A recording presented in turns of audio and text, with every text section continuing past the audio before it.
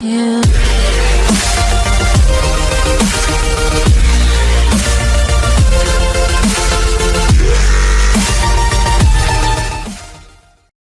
Of course, there'll be times where you want to make adjustments to the exposure of a video file.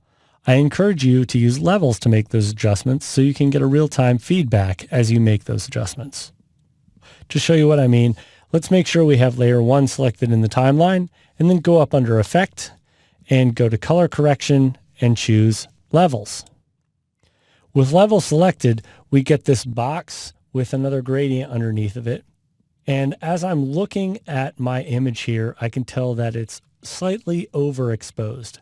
So I'm going to click on the left side of the histogram here. And when I start to drag, notice I'm getting color information in here. Well, actually, I'm getting some kind of information in here. If you go to these two circles on the right, if I click the top one, this actually contains the color information, the red channel, the green channel, and the blue channel. Now, if we click this other dot here, that's going to change for our luminance values.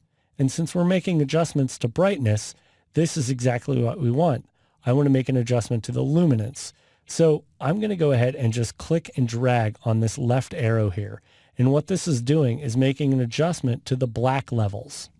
So as I click and drag, notice it's changing the input black levels here in my effect control panel.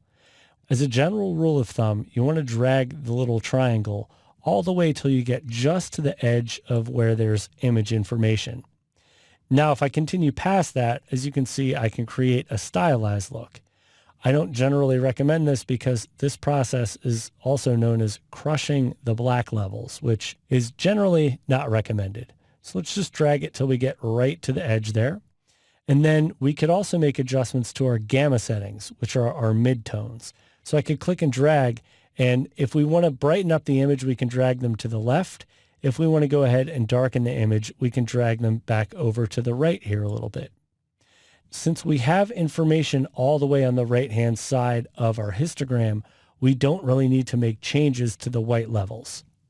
If the image were underexposed, we would probably have to work the opposite way, where we would have our black triangle all the way at the left edge, and then we would be bringing our brightness up by dragging this triangle to the left. We obviously don't need to increase brightness in our scene, so I'll just undo that.